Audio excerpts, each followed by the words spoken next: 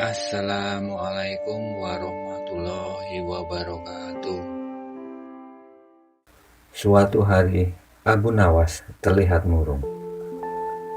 Ia hanya tertunduk lesu, mendengarkan penuturan istrinya yang mengatakan kalau beberapa pekerja kerajaan atas titah Raja Harun al-Rasyid membongkar rumahnya.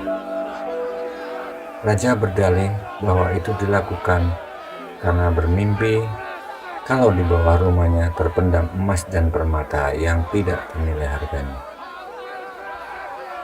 Namun, setelah mereka terus-menerus menggali, ternyata emas dan permata tidak juga ditemukan. Parahnya, sang raja juga tidak mau meminta maaf dan mengganti rugi sedikit pun kepada Abu Nawas. Karena itulah Abu Nawas sakit hati dan memendam rasa dendam kepada perusak rumahnya. Lama Abu Nawas memeras otak, namun belum juga ia menemukan muslihat untuk membalas perbuatan Baginda. Makanan yang dihidangkan istrinya pun tidak dimakan karena nafsu makannya telah lenyap. Keesokan harinya, Abu Nawas melihat banyak lalat-lalat mulai menyerbu makanan yang sudah basi.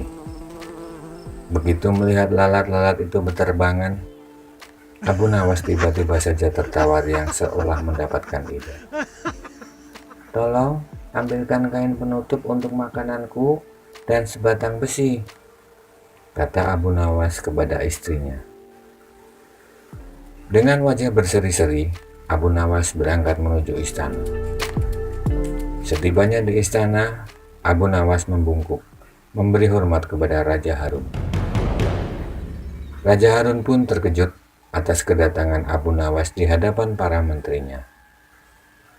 Raja Harun kemudian mempersilahkan Abu Nawas untuk menghadap. "Ampun tuanku, hamba menghadap tuanku Baginda hanya untuk mengadukan perilaku tamu-tamu yang tidak diundang. Mereka memasuki rumah hamba tanpa izin dan berani memakan makanan hamba," lapor Abu Nawas.